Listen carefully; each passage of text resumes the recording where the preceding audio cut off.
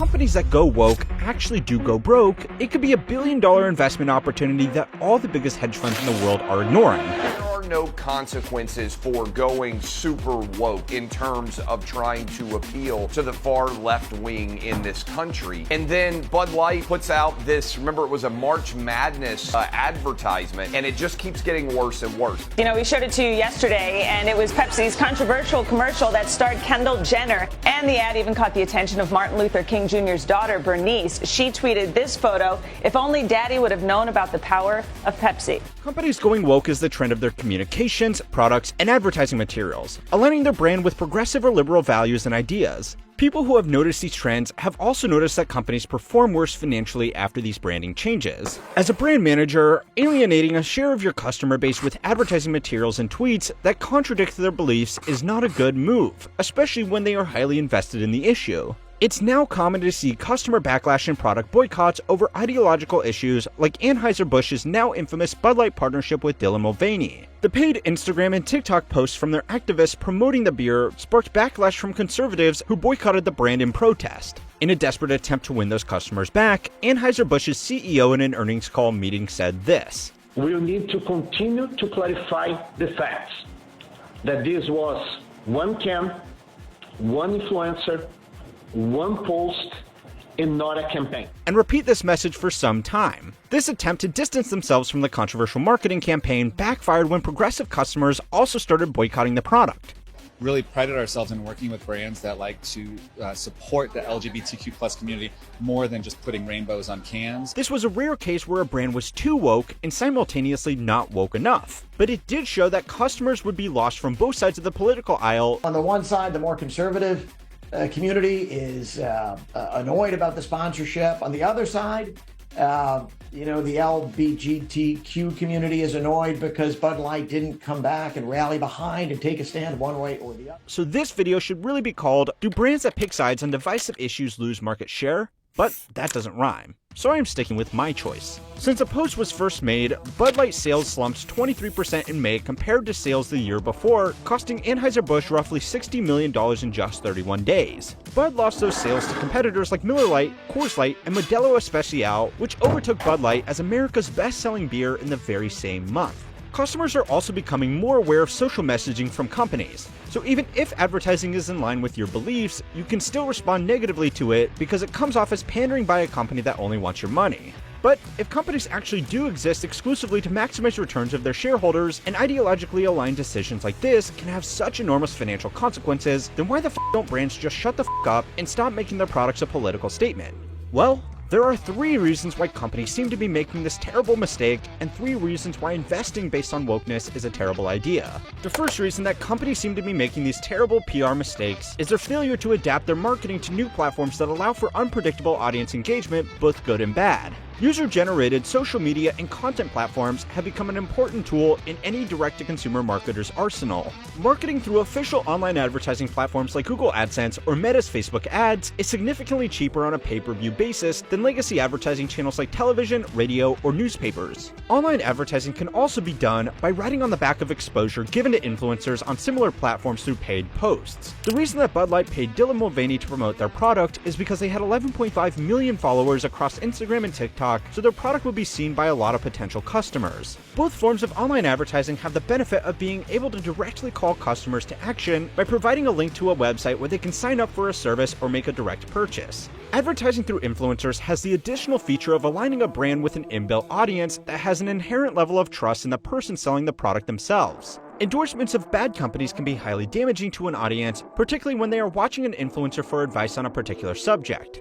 To brands, that trust is an asset, and it lets them select their audience less indiscriminately than if they were advertising through legacy advertising channels. The Bud Light marketing executives that greenlit the Dylan Mulvaney campaign certainly knew that the campaign would clash with a large share of their customer base, but they probably expected that those customers would not be looking at these videos in the first place. Product executives use market segmentation based on geographic, demographic, behavioral, and psychographic divisions all the time. The best marketing campaigns can promote a product to 2 opposing groups without alienating either. When Apple advertises its iPhone to children and young creatives, they focus on its cameras, the App Store, and exclusive blue text boxes so the customer's friends know they are part of the crowd. When Apple advertises the same product to white-collar professionals that the young hip crowd wants nothing to do with, they focus on data security, reliability, and compatibility with other business tools. The example of Apple has much lower stakes, because nobody is going to boycott the iPhone just because it appeals to the opposing group. But the company still has to be careful about where it places its adverts so it doesn't waste its marketing budget. When companies take a bigger swing on a more controversial topic, it can go horribly wrong if marketers target the wrong market with the wrong message. Procter & Gamble, the makers of Gillette razors, launched the Best a Man Can Be advertising campaign in early 2019. The short film showcased scenes of men demonstrating negative behavior such as bullying, sexism, and toxic masculinity. The messaging was overwhelmingly received negatively by the company's target audience, which was men, even though it received praise from groups that were not in the market for men's grooming products. Whenever you take a stand, you always risk losing a few people. And if nothing else, they're going to be buzzed about, they're going to be talked about, this is going to get a lot of attention, and that's always good for a brand. That's what happens when marketers pick their wrong audience. But the viral nature of internet messaging can make it hard to control who sees a message. When advertising through influencers, marketers have less control over segmentation, because any post or video can go viral and get the attention of the part of their customer base that they didn't want to see it.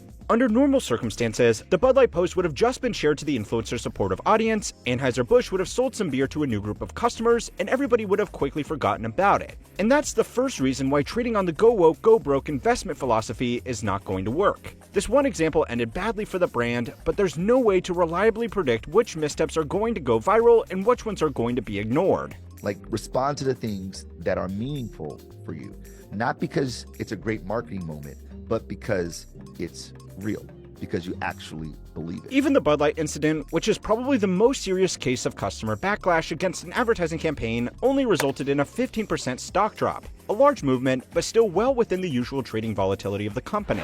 Even if you were able to accurately predict the next major marketing fail, your gains could be wiped out by normal market movements. But that's just short-term speculation. The real play is to find companies that have changed their entire product offering to pander to one group at the expense of the wider audience, and there are plenty of companies doing this too. So it's time to learn how money works to find out if companies that go woke actually do go broke and why they insist on doing it anyway. This week's lesson was sponsored by Blinkist. Blinkist is a convenient app that distills the essentials from countless nonfiction books and podcasts into digestible 15-minute segments. Gain vast knowledge in little time. Blinkist isn't a reading substitute, rather a tool to provide quick book overviews or recaps to enhance your understanding. Utilize Blinkist to discover a plethora of topics at your own pace. If a title sparks your interest, delve into it further by reading the entire book.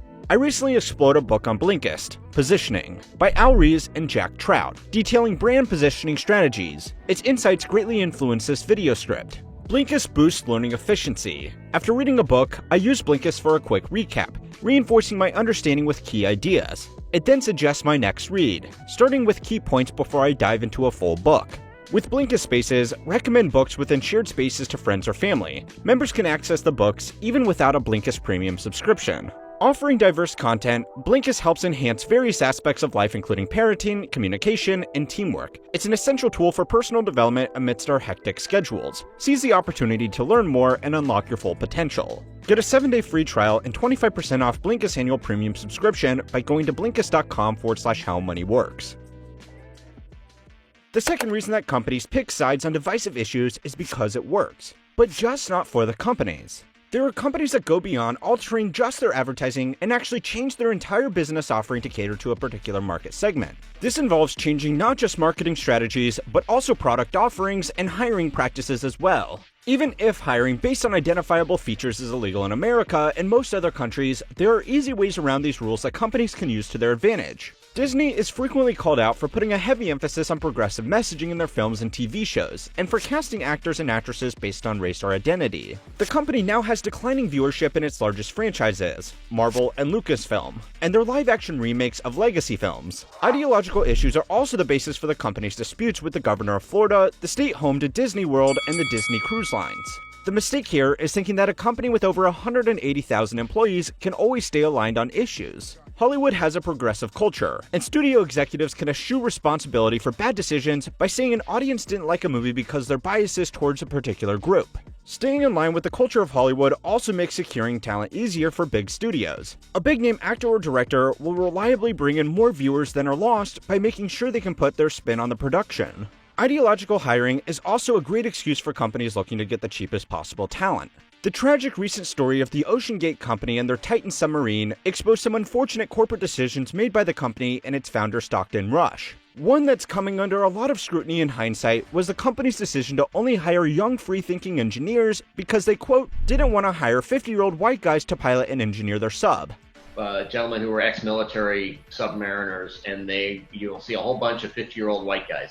I wanted our team to be younger, to be inspirational, and I'm not going to inspire a 16-year-old to go pursue marine technology. It's very difficult for a career professional to defend 50-year-old white guys without attracting labels that could hurt their career, and so the practice of woke hiring can continue unabated. The reality of this company and others like FTX, Theranos, and WeWork is that they wanted employees that were cheap to hire and overwork, or employees that didn't have the experience to point out shortcomings in the company's operations. Since poorly managed companies can't say they are doing that, they instead say they have a young and disruptive workforce, which makes them almost impossible to criticize without being called a hater or worse. It's not good for the company, but it is good for the decision makers who need to avoid being fired or exposed for their ineffective management. The problem with betting against these companies is markets can stay irrational longer than you can stay solvent.